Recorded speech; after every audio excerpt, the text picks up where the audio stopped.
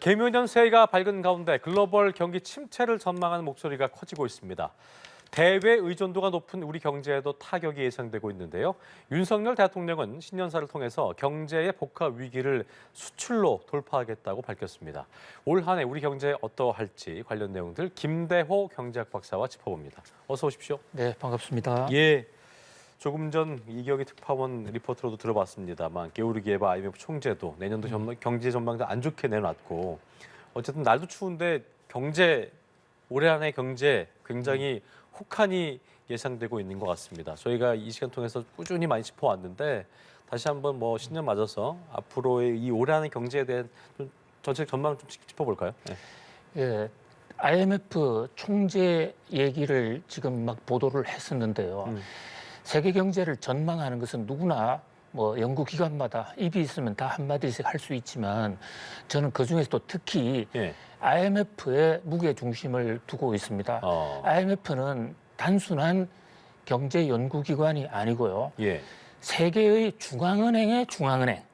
그러니까 세계 통화 질서를 담당하고 있기 때문에 그 영향력이 굉장히 크고 또 지금 IMF 회원국들에게 각종 통계를 실시간으로 보고를 받고 있습니다.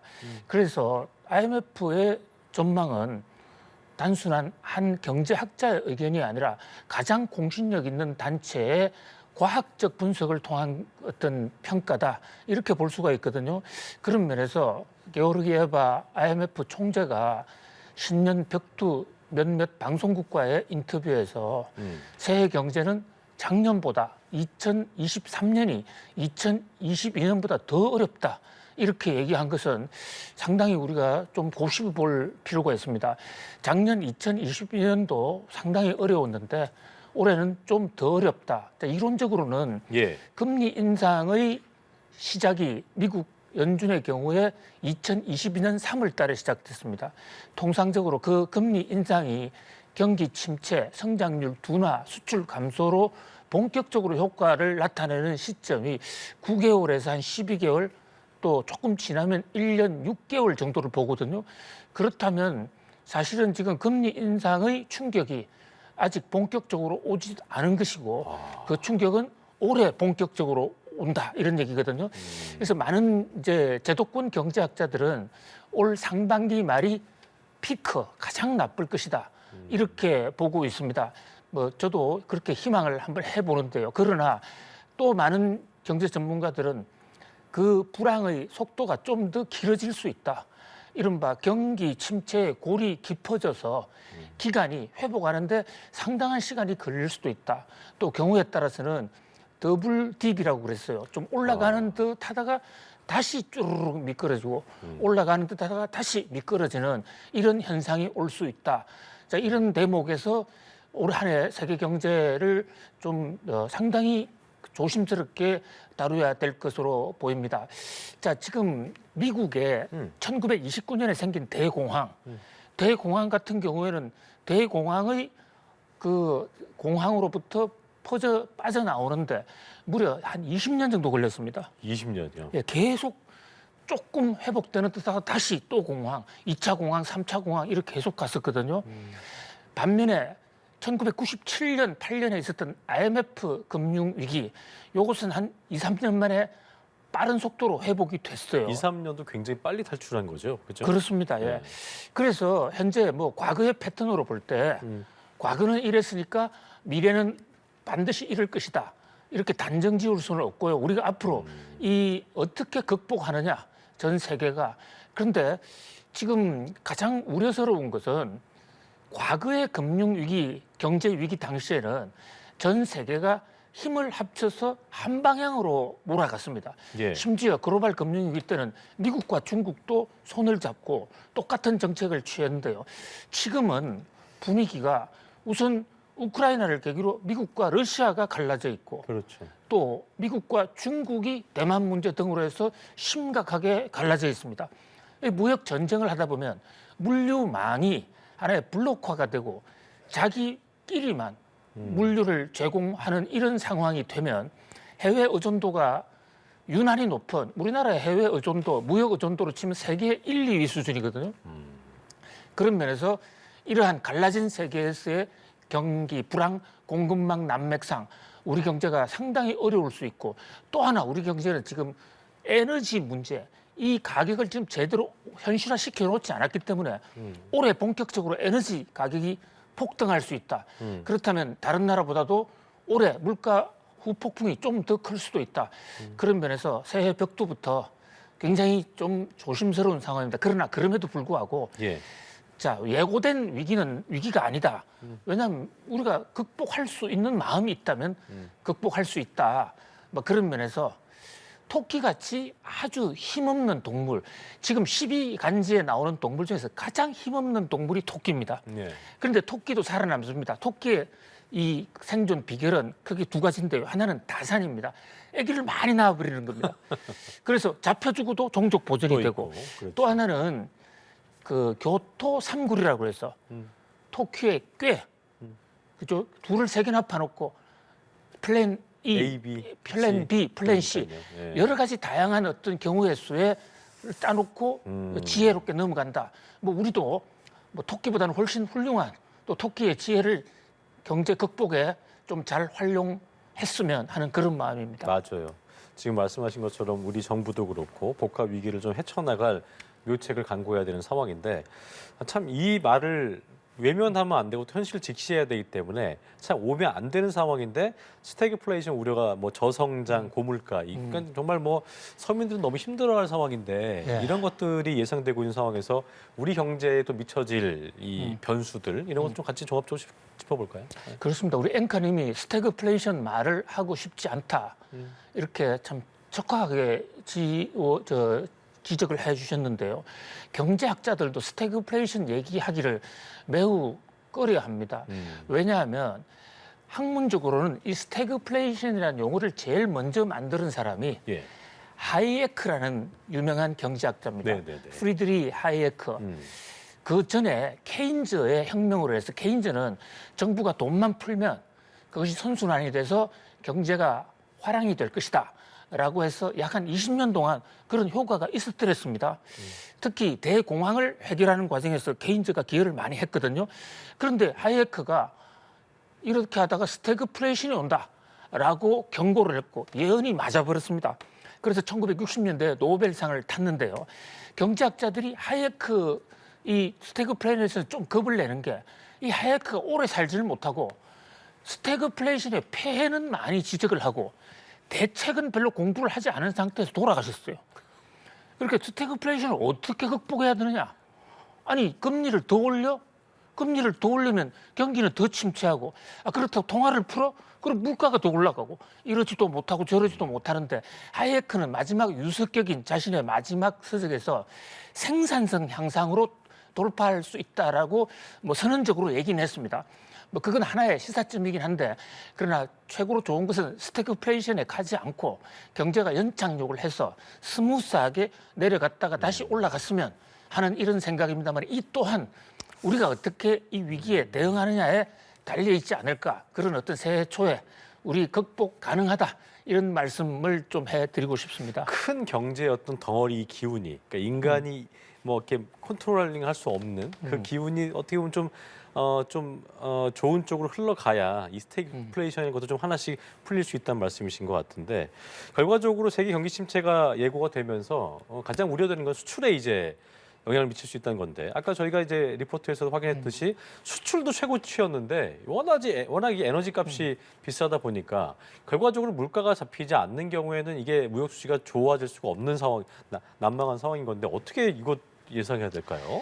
예, 수출이라는 게 경제에서 반드시 뭐 수출을 해야만 살 수 있는 것도 아니고 수출 없이 경제가 무너지는 건 결코 아닙니다. 그런데 문제는 우리나라의 그동안의 경제 구조는 수출 없이는 살 수 없는 그런 어떤 이 가공무역형 그런 경제 체질을 해왔기 때문에 주력이었으니까요, 그렇죠? 그렇습니다. 우리는 수출을 못하면 나라가 제대로 돌아가지 않을 수가 있습니다. 상당히 심각한 거죠. 자, 그런데 지난해 무역 수지 14년 만에 드디어 적자로 돌아섰습니다. 계속 우리 흑자였거든요. 참 안타까운 일입니다. 그리고 이 무역 수지 적자 규모가요. 무려 472억 달러. 우리 한때 우리나라의 연간 수출 목표가 500억 달러. 이게 불과 뭐 10여 년 전이었는데 수출입을 해서 적자가 나는 게 472억이다. 굉장히 심각한 거예요. 그렇죠. 자, 이 472억 불이 지금 적자가 나고 있는데 이 적자 규모는요. IMF 때 우리가 국가 부도가 났지 않습니까? 그 부도 나기 바로 전에 1996년에 사상 최대의 적자를 냈는데 그때 무역 적자가 200억 달러였습니다. 그때보다도 작년도 2022년의 적자가 2배 반가량 되는 겁니다. 엄청난 적자예요. 예, 예. 자, 지금 앵커님 수출은 늘어났다고 그러지 않습니까? 저는 착시 현상이라고 봐요. 수출 줄었습니다. 그렇습니까? 왜냐하면 예. 지금 물가가 많이 오르니까 수출도 오른 물가가 그대로 반영되니까 달러로 환산하니까 좀 높아 보였어요. 그렇군요. 근데 수출 미미하게 늘어났습니다. 6%밖에 안 늘어났거든요. 미국의 인플레 속도를 달러에 기축통화를 쓰는 미국의 인플레 속도가 9%라는 걸 생각했을 때 9% 정도로 늘어나야 거의 똔똔이 되는 본전이 되는 그렇다면 수출도 결국 감소했다 이렇게 볼 수가 있고요. 가장 심각한 것은 지금 에너지입니다. 원유, 가스, 석탄 여기 세 군데의 수입액이 무려 1,908억 달러입니다. 이 대목 그러니까 이거 가격이 급격히 올랐기 때문인데요. 만약에 우크라이나 사태가 좀 더 확전이 된다든지 현재는 국제 유가가 좀 안정되고 있습니다만 이게 좀 더 불을 붙인다면 네. 우리가 우려했던 더블딥 지금 경제 좀 회복되는 듯합니다만 다시 와르르 무너질 수 있기 때문에 1,908억이나 되는 이 에너지 수입량을 극복하기 위해서는 우리가 수출을 더 늘려야 됩니다. 그런 면에서 정부가 수출에 올인을 하겠다는 그 정부 윤석열 대통령의 수출 올인 정책은 상당히 시적절한 거로 보여집니다. 그러나 예. 이것도 굉장히 조심해야 됩니다. 왜냐하면 우리가 수출을 늘리고자 한다고 해서 수출이 쉽게 늘어나는 게 아니고요. 뭐 의지를 간다고 해서 그렇게 되는 건 아니죠. 예, 그렇죠? 그리고 정부가 앞장서서 수출을 늘리겠다라고 막 얘기하는 순간 전 세계 각국으로부터 보호주의 압력, 역부메랑을 맞을 수가 있거든요. 그러니까 조용히 수출을 늘려야 된다. 저는 이렇게 보고 있습니다. 알겠습니다. 그리고 내수 쪽도 살펴볼 것이 좀 여기서 좀 난망해 보이는 게 소비와 투자, 고용 이거 다 좀 밝지 않은 상황이어서 이런 상황에서 공공요금 인상 저희가 항상 얘기해 왔잖아요. 5% 안팎의 보물가도 그렇고 고금리도 이어지고 있는 상황이니까 가게 입장에서는 소비 줄이고 최대한 허리띠 졸라 막을 수 버는 건 제한돼 있고 네. 지출은 덜 해야 되니까 졸라맬 수밖에 없. 그렇다면 참 기업들도 힘들어질 수 있겠고, 그러니까 사실 수출과 내수가 함께 하락할 수 있다는 건데 이게 참 어렵습니다. 그렇습니다. 수출이 뭐 지난해 우리가 보시다시피 부진했고 뭐 올해는 일단 정부하고 힘을 합쳐서 한번 기대를 해봅니다만은 뭐 현 상황까지는 아직까지 그렇게 녹록치가 않은 상황인데 그렇죠. 경제를 끌어가는 GDP를 구성하는 큰 요소를 3대 축으로 나눠 본다면 투자, 소비, 수출 이렇게 나눠 볼 수가 있거든요. 그런데 지금 기업이 투자하지 않습니다. 기업이 뭐 일부 기업은 돈이 남는 수도 있지만 대부분 어렵고요. 남는 기업도 투자하지 않고 현찰로 보유하고 있고 있겠죠. 네. 그러다 보니까 투자가 되지 않고 있습니다. 소비는 국민들이 쓸 돈이 없습니다. 자, 대출을 받아서 쓴다. 자, 지금 금리가 이렇게 폭발적으로 올라가고 좀처럼 내려가지 않는데 그런 강심장이 없을 것입니다. 그럼 너도 나도 소비를 줄인다. 그렇게 되면 이제 성장률은 급격하게 떨어질 가능성이 있거든요. 우리나라 정부가 지금 올해 우리나라 성장률 1.6% 성장할 것이다. 이렇게 정부의 성장 예측치로서는 IMF의 가장 낮은 성장을 봤거든요. 우리나라 잠재 성장률이 한 2.8% 정도 됩니다. 그러니까 그 정도는 성장을 해야 되는데 그걸 못한다고 그러면 이제 실업 문제, 기업체에서 떨려나는 사람들이 본격적으로 올해는 좀 생겨날 가능성이 있고요. 그나마도 정부의 1.6% 성장 이것도 좀 낙관적이지 않을까. 이를테면 노무라 같은 데는 마이너스였잖아요. 예, 마이너스 성장할 것이다. 그러니까요. 그리고 정부의 성장률 예측치도 발표될 때마다 매월 조금씩 낮아져 왔거든요. 네. 그런 것을 감안할 때 올해 뭐 상반기까지는 올해 성장률 목표도 좀 더 낮아질 수 있지 않느냐.